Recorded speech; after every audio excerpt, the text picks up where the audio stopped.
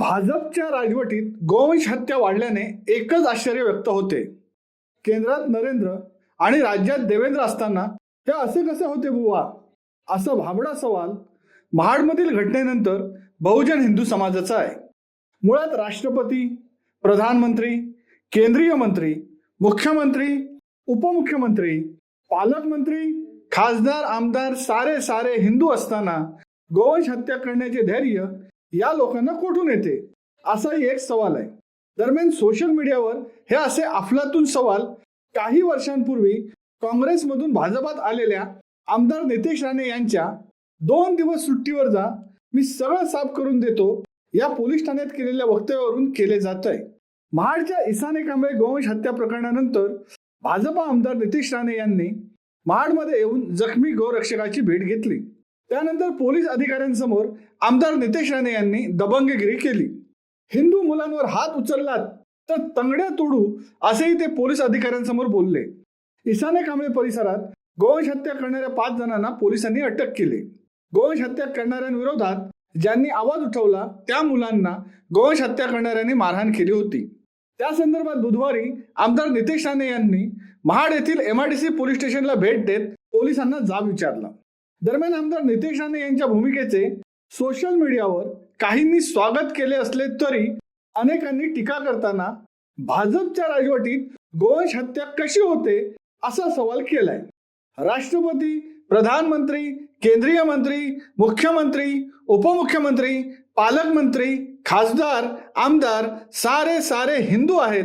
त्यामुळे आमदार नितेश राणे, आपण साफ समजून फक्त भुई धोपटू नका, असा सल्लाही देण्यात आलाय. गौरक्षकांचं काम करणं हे कुठल्या नियमाअंतर्गत चुकीचं आहे हे मला नियम सांगा पहिला. गायींची तस्करी थांबवणं हे मुळामध्ये तुमच्या लोकांचं काम आहे, बरोबर आहे. आपल्या राज्यात कायदा आहे ना, मग ती तस्करी एक तर तुम्ही थांबवत नाही, राजरोष पद्धतीने ते चालू आहे. आणि थांबवणाऱ्या लोकांना जे मारलं जात आहे त्या लोकांना काहीच धाक नाही. विकत घेतलंय पोलीस स्टेशन आपलं, असं कसं चालणार आपल्या राज्यामध्ये, कसं चालणार? एवढा धाक अगर त्या लोकांचा असेल तर हे लोक जिवंत पण राहू शकणार नाही, अशी परिस्थिती राहणार. घरात घुसून मारतील हे लोकांना, हिंदूंना ते लोक, मग कसं चालणार? तुम्ही सांगा ना काळजी. तुमच्याबद्दल तर फार तक्रारी आहे. मॅक्सिमम रेट्स मी केलेले आहे. तुम्ही असं यायचे बोलायला मलाही सोपं पडतं, त्यांनाही बोलता येईल. थांब ना जरा, बोलता कशाला मध्ये, थांब ना. काय मॅक्सिमम रेट्स मी केलेले आहेत. या पोरांच्या इन्फॉर्मेशनवरच मी 17 जणांवर गेल्या वर्षी पहिल्या रेडमध्ये 2 रेड केले. त्याच्यानंतर चांदव्याच्या तिथे ती रेडही यांच्या अगोदर एक आंधळे नावाचे होते, आंधळ्यांनी ती सक्सेसफुल करवली. परत अजून 3 रेड तालुक्याच्या हातीमध्ये सक्सेसफुल केल्या. सर, इन्फॉर्मेशन मिळाली ना, आतापर्यंत एकही रेड. काय इन्फॉर्मेशन मिळण्याची काळजी काय गरज आहे? तुमची यंत्रणा नाही, महाराष्ट्र पोलीस किती सक्षम आहे हे आम्हा लोकांना चांगल्या पद्धतीने माहिती आहे, बरोबर आहे. आणि तुमची यंत्रणापेक्षा ही यांची यंत्रणा चांगली असेल तर मग आपल्याला काय कौतुक करायला पाहिजे, काय करायला पाहिजे? आणि आपल्याला माहिती नाही कोण इकडे गायींची तस्करी करतात आणि कोणते लोक आहेत, आतापर्यंत आपल्याला कळलं नाही. आणि मग त्या मोहल्ल्यामध्ये जाऊन त्या लोकांना उचलायसाठी का गेलात नाही अजूनपर्यंत? मग तुम्ही सगळे त्या लोकांमध्ये कोण वाचवण्यासाठी येणार आहे का? हा, मग कोण आहेत ते लोक? वरती कोणाचं राज्य आहे? कोण गृहमंत्री बसले? या सगळ्या कारभारामुळे यांचा विश्वास आमच्या गृहमंत्री साहेबांवर उठला तर करायचं काय आम्ही? तुम्ही जे काय बोलताय एवढा सगळं चोख काम असतं ना डीएसपी साहेब, हे लोकांची माहिती वेगळी आहे तुमच्याबद्दल. किती मदत करतात रे आपल्याला हे सांगा ना. सणांना पण त्रास देतात सर. आमच्या 18 तारखेला शिवजयंतीच्या दिवशी अगोदर आपल्याच माणसानं हिंदू पोरांना उचलून घेऊन गेलो होतं. काय हो? कोणत्या मॅटरमध्ये? चांडवाचा चांडव्याच्या मॅटरमध्ये राजा तिथल्या पोलिसांनी 2 मिनिटं ऐकून घ्या सर. हा, बोल ना बेटा. तुमच्या हातामध्ये मुसलमान पोरे काठी दिले नाही दिले होते हा, हो. प्रूफ आहे. एक काम करा ना, हे काढून तिथे जाऊन बसा ना मग आम्हाला जाऊन त्यांच्यामध्ये. दिले नाही आम्ही रोडच्या आम्हाला जाऊन दिलं नाही. त्यांच्यामध्ये जावा ना, अगर बिर्याणी एवढी आवडते तुम्हाला लोकांना तर. बोल. मग ते काठी दिले तुम्ही आमच्या माणसांना मारले तुमचे स्टाफ मारले नाही, तिथे तुम्ही संख्येनं खूप कमी होतात. मग आणि ते तुम्ही- पोरगं पुढं पुढं चाललं होतं. बाळा, मी त्याला माझ्या गाडीत बसवलं आणि मीच त्याला माझ्या गाडीत मग त्यांच्या माणसांना का तुम्ही घेतलं जागेवरती नाही? सोडून दिलं. त्यांना का आणि नाही उचललं? आणि त्यांच्या माणसांच्या वरती सर मी गुन्हा दाखल केला, त्यांचा PCR घेतला, ते जेलमध्ये होते सर. असं कसं? मग तेच पोरे आता इकडे काय बोलले. काय? 3-4 दिवसात बाहेर आला तो.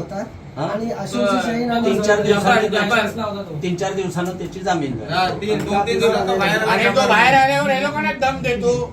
आता पण हा जो काय पोलीस स्टेशन मध्ये आमचा मुलगा तो ऍडमिट आहे, त्याला तो कोणतरी आरोपी आहे, तो त्याला बघून राग डोळे हे करतो, राग देतो त्या लोकांना.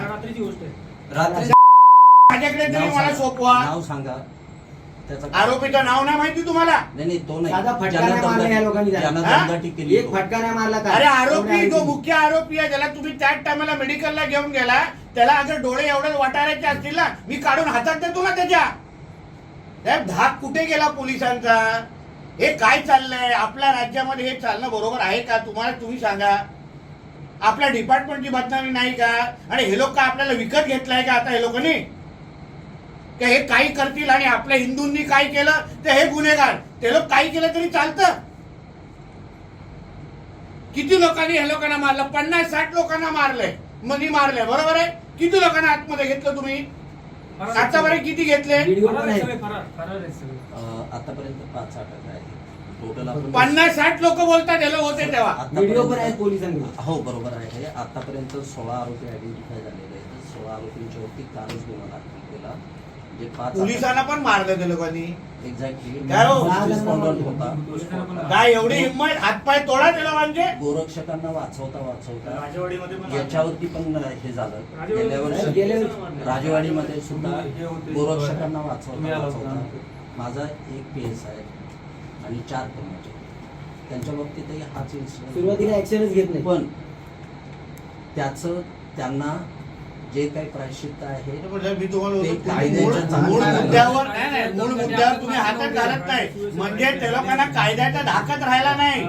पाहिजे तेव्हा हात उचलतात, मग केसमध्ये आतमध्ये जातात, बाहेर येतात, परत ती दादागिरी चालू करतात. मग फायदा काय आपल्या लोकांचा? तुम्ही सांगा ना.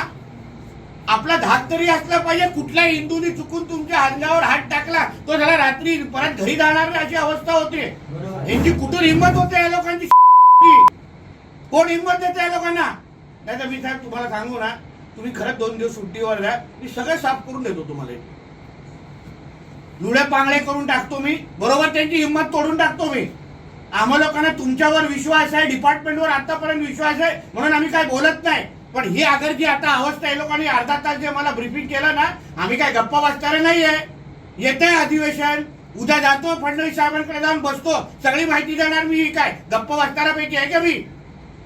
आणि माझ्या पाठ फिरल्यावर ह्या लोकांना काही चुकीचं झालं ना, उद्या येऊन धिंगाणा घालीन परत. मी तुम्हाला सांगतोय, कळलं ना तुला? पण मस्ती नको मला इकडे, काळेजी. शिवसत्ता टाइम्स न्यूज ब्युरो, महाड. दे धडक बेधडक वृत्त देणाऱ्या आपल्या शिवसत्ता टाइम्स न्यूज चॅनलला लाल बटन दाबून सबस्क्राईब करा आणि बेल आयकॉनला क्लिक करायला विसरू नका.